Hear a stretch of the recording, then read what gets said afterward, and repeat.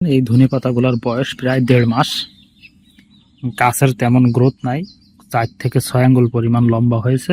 অথচ একই সাথে যে ধনেপাতা আমি দিয়েছিলাম বস্তাতে, সেগুলো একটু দেখাই।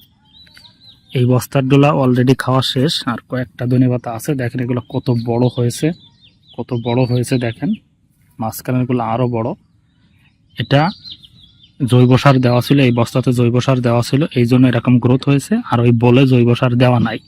এখন যেটা করণীয়, সার দিতে হবে। তবে ভুলেও ইউরিয়া সার বা অন্য যে কোনো সার যদি আপনি সরাসরি এই গাছে প্রয়োগ করে দেন দানা হিসাবে, আমরা যেভাবে সাধারণত সার দেই, তাহলে কিন্তু আপনি আর এই ধনেপাতা বাড়াতে দূরের কথা, গাছে কিন্তু বাঁচবে না। সুতরাং ভুলেও এই কাজটি করা যাবে না।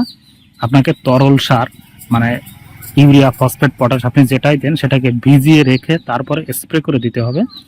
ঠিক এরকমভাবেই ভিজিয়ে রাখতে হবে। আমি এটা ভিজিয়ে রেখেছি এবং এই যে স্প্রে মেশিন রেডি করে রেখেছি, এখন স্প্রে করব। ঠিক সেভাবেই আপনাকে কাজটা করতে হবে, যেভাবে করলে আপনার গাছগুলা বাড়ে, বরং যাতে মারা না যায়। সুতরাং দেখুন এবং চ্যানেলটা সাবস্ক্রাইব করে রাখুন এরকম আরও তথ্য পাওয়ার জন্য।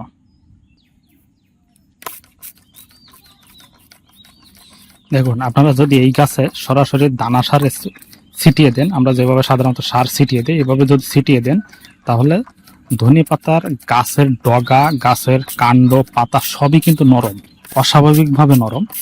তো এই অবস্থায় যদি আপনারা এই নরম গাছে এরকম সার দেন, তাহলে এই সারের অ্যাকশানে, বিশেষ করে ইউরিয়া সারের অ্যাকশানে গাছ সবই মারা যাবে, গুড়া পচে সবই মারা যাবে। এই জন্য এই ভুলটা করা যাবে না।